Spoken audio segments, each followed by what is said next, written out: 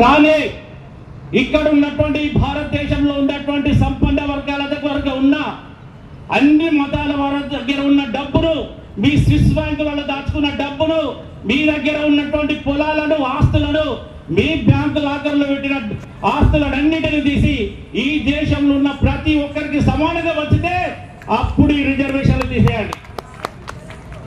అప్పుడు మాకు కూడా ఈ రిజర్వేషన్లు వద్దు, ఈ భారతదేశంలో ఒక మనిషికి ఇంతే ఆస్తి ఉండాలని ఒక నియమం పెట్టి, ఒక నిర్దిష్టత పెట్టి ఆ విధంగా మీ దగ్గర ఉన్న వాటిని పంచినట్టయితే ఇక్కడ ఉన్నటువంటి రిజర్వేషన్లు మీరు తీసేయండి. అప్పటి వరకు ఈ రిజర్వేషన్లు కొనసాగాలని ఈ వేదిక ద్వారా కోరుతా ఉన్నాం. అలాగే మరి ఇప్పటికి కూడా దళితుల జీవితాలు 50,000 కోసం బ్యాంకుల చుట్టూ తిరుగుతూ ఉంటాయి. మరి ఇప్పుడు తెలంగాణ ప్రభుత్వం రాజీవ్ వికాసం ద్వారా ఇస్తున్న లోన్లలో మరి శాసనసభ్యులు సత్యనారాయణ గారి ద్వారా ఒక కోరిక కోరుతా ఉన్నాం.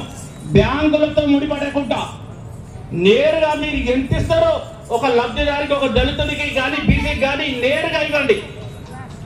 బ్యాంకులతో పెడితే మళ్ళీ అక్కడ ఫైర్ స్టార్ట్ అవుతాయి.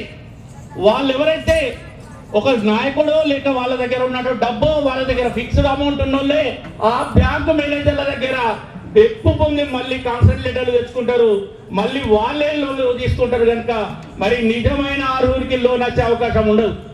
మరి ప్రభుత్వమే తప్పకుండా డైరెక్ట్ గా నేరుగా లబ్ధిదారులను ఎంపిక చేసి వాళ్లకు సబ్సిడీ అందే విధంగా బ్యాంకులతో సంబంధం లేకుండా ఇవ్వాలి.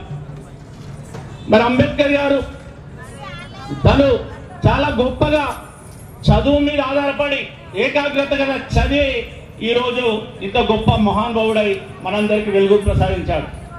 మరి కవ్వంపల్లి సత్యనారాయణ గారు కూడా కార్ఖానగడ్డ స్కూల్లో ప్రభుత్వ పాఠశాలలో తను చదవడం జరిగింది. మాది ఒకటే కుటుంబం అయినా మాకు తెలిసే వరకు సత్యన మా దగ్గర లేడు. అప్పటికే యూనివర్సిటీ అని ఆయన చదువు కోసం నిరంతరం కష్టపడి స్వయం కృషితో ఎదిగి ఇవాళ ఇక్కడ కరీంనగర్లో ఏర్పడుతున్నటువంటి ఈ కమిటీకి చైర్మన్ గా మన శాసనసభ్యులుగా రావడం చాలా గర్వకారణం. మరి అంబేద్కర్ గారు చూపిన మార్గాన్ని వారు అనుసరించి ఈరోజు గొప్పగా ఉన్నారు. మరి చాలా మంది రిజర్వేషన్ల ద్వారా మరి లేదంటే ఒక ఎమ్మెల్యే కాగానే దళితులంతా బాగా ఎదిగిపోయినని మిగతా వర్గాలు భ్రమలో ఉన్నాయి.